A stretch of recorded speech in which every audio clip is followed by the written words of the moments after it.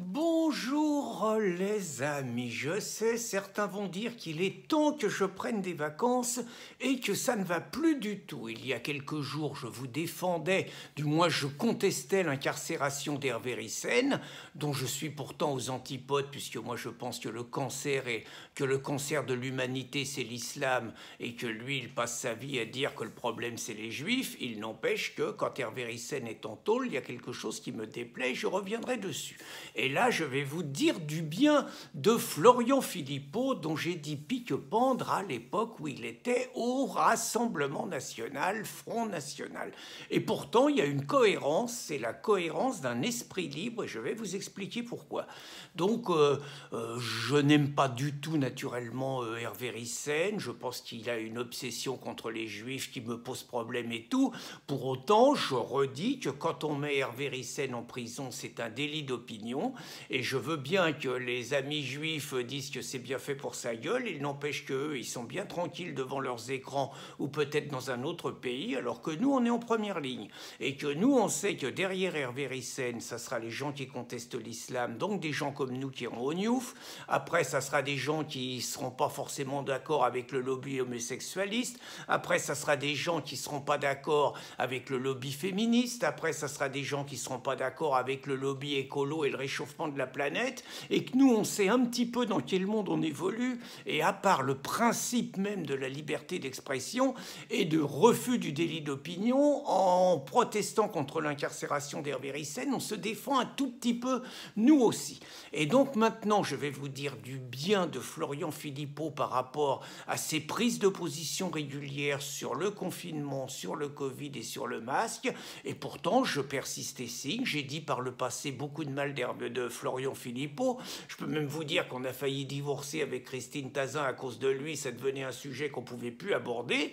Moi, je considère qu'il était nocif au Front National, que certes, c'était un travailleur, qu'il amenait une compétence à Marine Le Pen, il n'y a pas de problème, qu'il savait lui amener des fiches, il savait synthétiser un problème et qu'il la rassurait. Il était disponible 24 heures sur 24 pour elle. Il n'empêche que la stratégie de dédiabolisation, c'est lui. La stratégie de, on va dire, d'épuration du Front National de tous les vieux cadres, ceux qui savaient organiser des manifestations, organiser un service d'ordre, organiser un meeting, c'est lui. L'éviction de Marion Maréchal Le Pen et la maltraitance de tous ses partisans, c'est quand même également lui. Un recrutement davantage basé bien souvent sur des particularités sexuelles qui sont les siennes, c'est un petit peu lui, ce qui fait que le Rassemblement national ressemblait au bout d'un moment à la mairie de Paris du temps de Delanoë. Un ensemble de choses, les bêtises sur l'islam et l'islam compatible avec la République, c'est complètement sa ligne. L'islam de France, c'est complètement sa ligne. Le refus du grand remplacement et le refus de l'islamisation de la France et de l'ensauvagement, les termes qui fâchent, c'est encore lui. Bref, je pense qu'il a une partie importante de la responsabilité de la dérive du Rassemblement national et de l'incompréhension que beaucoup de personnes ont par rapport à un discours de recentrage.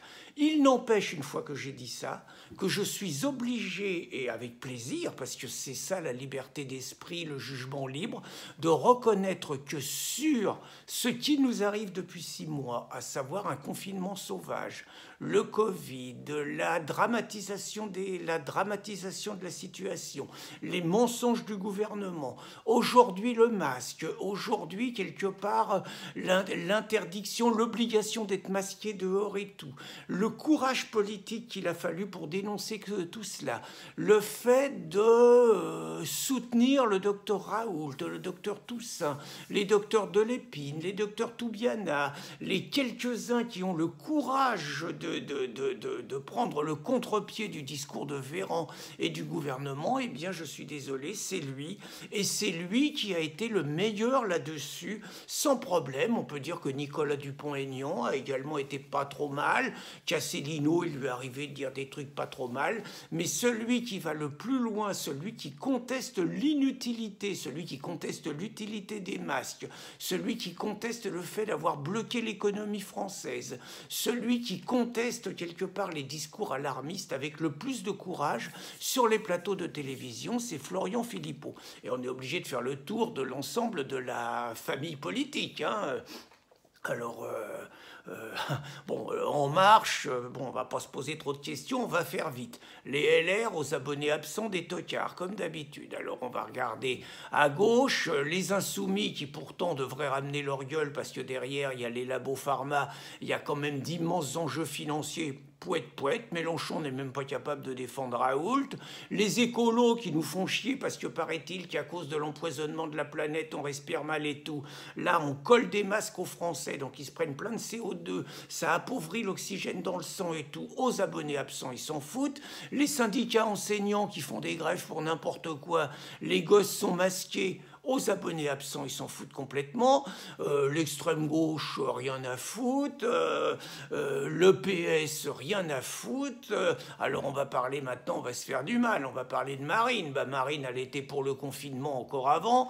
Maintenant, Marine, elle est pour le vaccin obligatoire pour la grippe pour les plus de 65 ans. Et ça prépare le vaccin obligatoire pour tous. Et Marine, elle est pour le masque pour tous. Pas un mot. Autrement dit, la perspective de cette mouvance patriote, c'est de nous vacciner tous et de nous masquer. Ça va vachement nous donner envie de voter pour vous.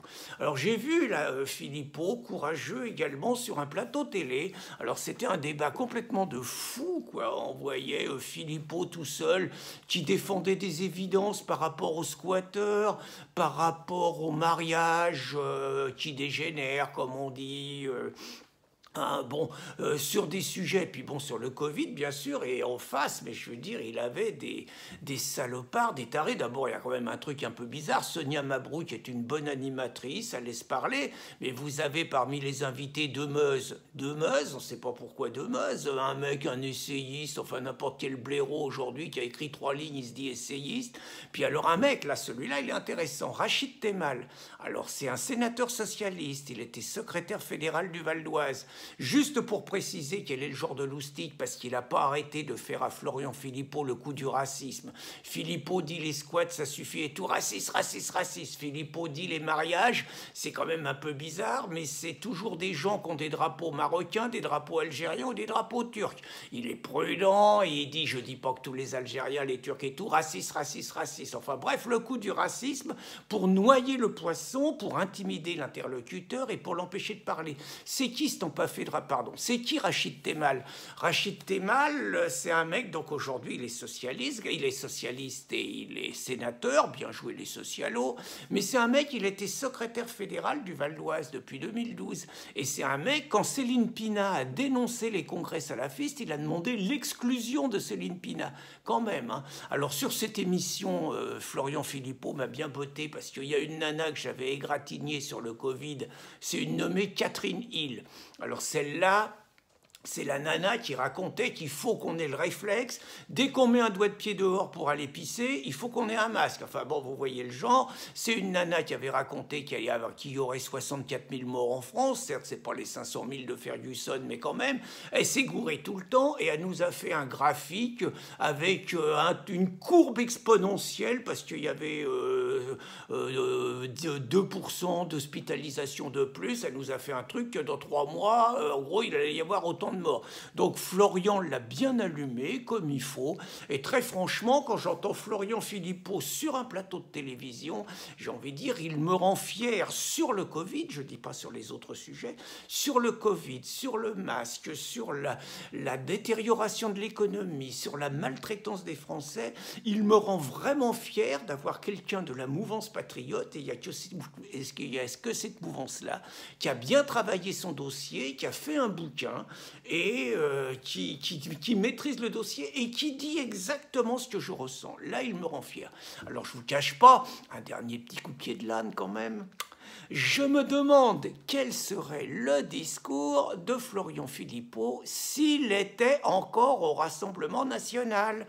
Nous ferait-il le coup du centralisme démocratique et dirait-il exactement le contraire de Florian Philippot, responsable des Patriotes? À suivre. Bonne journée les amis.